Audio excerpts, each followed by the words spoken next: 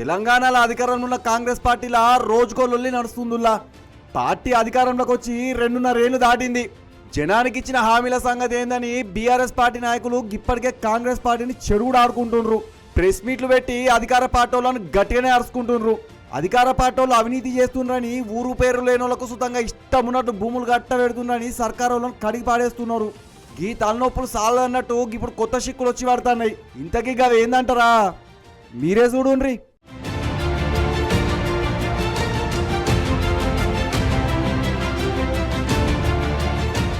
ఇటు సొంత పార్టీలు ఉన్నోళ్ళు, అటు బీఆర్ఎస్ పార్టీలకు వెళ్ళి సర్కార్ పార్టీలో చేరిన వాళ్ళు రోజుకొక్క తీరిన కాంగ్రెస్ పార్టీ మీద కడుపులు ఉన్నది బయటకు గక్కేస్తుండ్రు. గిన్ని దినాల సొంది జరంత ఓపిక పట్టిన వాళ్ళకు సుతంగా ఇక మనసులో ఉన్నది దాసుకోబుద్ధి అయితే లేనట్లుంది. ఇక ఏదైతే గదైద్దన్న తెగింపో లేక పార్టీలో కావాల్సినంత పరపతి దక్కలేదన్న బాధో గాని ఇప్పుడైతే గిసొంటి ముచ్చట్లు ఆ పార్టీ నాయకులకు కొత్త తలకాయ నొప్పులు తెచ్చిపెడుతోంది. మాజీ ముఖ్యమంత్రి కేసీఆర్, మాజీ మంత్రులు హరీష్ రావు, కేటీఆర్ అని పొగుడుకుంటా ఖైరతాబాద్ ఎమ్మెల్యే దాన నాగేందర్ మాట్లాడిన ముచ్చట్లు కాంగ్రెస్ పార్టీలో ఎంత దుమారం రేపిందో అందరికీ ఎరికైంది. కేసీఆర్ ఫామ్ హౌస్ లో ఉండి సుతంగా వ్యూహాలు చేస్తారని హరీష్ రావు, కేటీఆర్ ఆ పార్టీకి ప్లస్ అని చెప్పుకొచ్చిండు. ఇక ఈ ముచ్చట గప్పట్ల కాంగ్రెస్ పార్టీని ఒక కుదుపు కుదిపింది. దాన నాగేందర్ గిట్లా మళ్ళా బీఆర్ఎస్ పార్టీలకు ఓనికి చూస్తుండ్రా అని సుతంగా చాలా మంది అనుకున్నారు.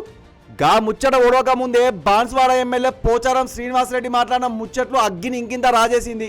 తన సొంత ఇలాకాల ఏ పనులు జరుగుతలేవని, అభివృద్ధి పనులు చేద్దామంటే పైసలు ఇస్తలేరని చెప్పుకొచ్చిండు. కాంట్రాక్టర్లకు బిల్లులు గిట్లా ఇస్తలేరని సీఎం రేవంత్ సార్ బిల్లులు గిట్లా ఇయ్యకపోయేసరికి నా నియోజకవర్గంలో పనులు మొత్తం ఆగిపీకినాయని మనసులో ఉన్నదంతా బయట పెట్టిండు. కేసీఆర్ సర్కార్ ఉన్నప్పుడే మంచి పనులు గిట్లా జరిగినాయి అన్నట్లు చెప్పుకొచ్చిండు. అస్సలు కేసీఆర్ని మోసం చేసి పార్టీ మారు నాకైతే అస్సలు నచ్చలేదు అన్నట్టు చెప్పిండు. ఇక ముచ్చట మీద బాన్సువాడ కాంగ్రెస్ వాళ్ళు సుతంగా మస్తు గరంగరం అయినరు.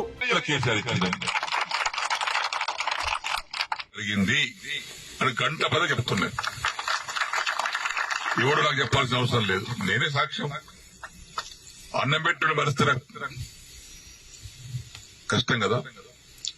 అయితే రాజకీయ పరిణామాల వల్ల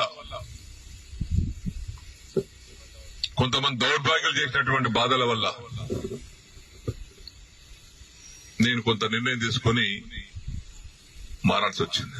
ఇక బీఆర్ఎస్ పార్టీలకు వెళ్ళి వచ్చిన వాళ్ళ ముచ్చట్లు జరంతసేపు పక్కన పెడితే సొంత పార్టీలు సుతంగా ఇప్పుడు షురు చేసిండ్రు. ఇక ఈ రేసులను అయితే ముందుగాల మునుగోడు ఎమ్మెల్యే కోమటిరెడ్డి రాజగోపాల్ రెడ్డి సార్ ఉన్నాడనే చెప్పొచ్చు. ఇక సారు మాట్లాడిన ముచ్చట్లు పార్టీలో ఏం జరుగుతుందో మొత్తం బజార్లేసింది. తెలంగాణ ఉద్యమంతో గాని, కాంగ్రెస్ పార్టీతో గాని ఏ సంబంధం లేని వాళ్ళకి ఇప్పుడు పెద్ద పెద్ద పదవులలో ఉన్నారని పెద్ద బాంబే వెలిసిండు. ఉద్యమంలో ఉన్నోళ్ళు, నిజాయితీ పరులు, యువకులు శాసనసభలో అడుగు పెడతారు. తెలంగాణ రాజకీయాల్ని కూడా తమిళనాడు మాదిరిగా మార్చేస్తాం. అధికారాన్ని అడ్డం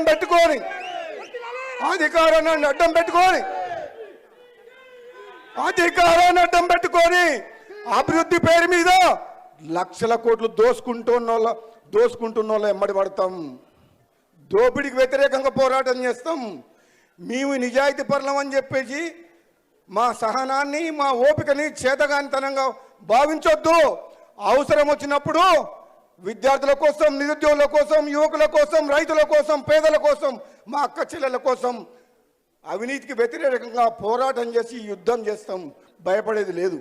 ఇక ఈ లొల్లిగిట్లా నడుస్తుండగానే మంత్రి కొండా సురేఖ కూతురు సుస్మిత ఏకంగా సీఎం రేవంత్ రెడ్డి సార్నే గట్టిగా అరుచుకున్నది. పర్కాల వచ్చే ఎన్నికల ఎమ్మెల్యే రేవూరి ప్రకాష్ రెడ్డి బరిలో ఉంటాడని, గాయను జనం ఓట్లేసి గెలిపియాలని కొద్ది దినాల కింద సీఎం రేవంత్ రెడ్డి సార్ బహిరంగ సభలో చేసిన ముచ్చట మీద మస్తు గరంగరం అయింది. పర్కాల మా ఇలాకా మాతోని గిట్లా పెట్టుకున్నారంటే మా తడాక ఏందో చూపిస్తామని సవాల్ గిట్లా ఇసిరింది. పర్కాలలో నేనే బరిలో దిగుతానని, గీడికెళ్ళి గెలవబోయే సుతంగా నేనే అని చెప్పుకొచ్చింది. ఇక గక్కడితో ఆగిందా అంటే ఊహు, గట్లా ఆగితే గామె ఫైర్ బ్రాండ్ కొండా సురేఖ కూతురు ఎట్లయితే చెప్పుండ్రి.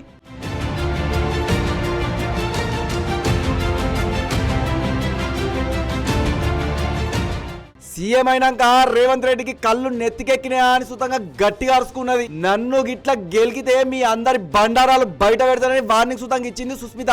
ఇక సుస్మిత చేసిన ముచ్చట్లు ఇటు తెలంగాణ రాజకీయాల్ని, అటు కాంగ్రెస్ పార్టీని షేక్ చేసి పడేసింది. ఇప్పుడు రాష్ట్రం మొత్తం సుస్మిత ముచ్చట్ల మీదే మాట్లాడుకుంటుండ్రంటే గా ముచ్చట ఎంత మంట పెట్టిందో చూడుండ్రి.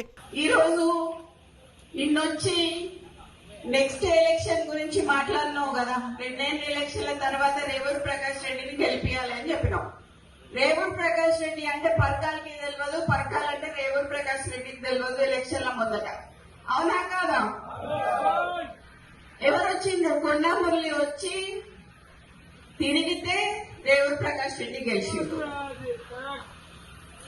ఈ రోజు 4-5 నియోజకవర్గాలలో తిరిగి ఆ రోజు గెలిపించుకున్న వ్యక్తి, నువ్వు కార్లో కూర్చోబెట్టుకుని తిరిగిన వ్యక్తి ఈ రోజు ఎందుకు గుర్తొస్తలేడు నీకు?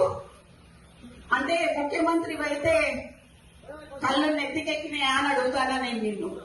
నాకు భయం లేదు. ఇవాళ పోతే రేపు 2 నాకు. ఎందుకు అని అంటే నా బిడ్డ నా కొడుకు ఎవరైనా చూసుకుంటారు వాళ్ళని. నేను ప్రజల కోసం పనిచేసేదాన్ని, నేను ప్రజల మధ్యలో ఉండేదాన్ని. ఈ రోజు మా నాన్న నాకు అట్లే పెంచిండు, నిన్ను భయం లేకుండా పెంచిండు. నేనెవరికి భయపడను, సావుకి భయపడను. కానీ ఈ రోజు చాలా ఈ 2 ఏళ్ళకి ఎవరికి ఎందుకయ్యా ఇవాళ రాజీనామా చేయమని చెప్పు. ఇవాళ రాజీనామా చేసి ఎలక్షన్లకు రా.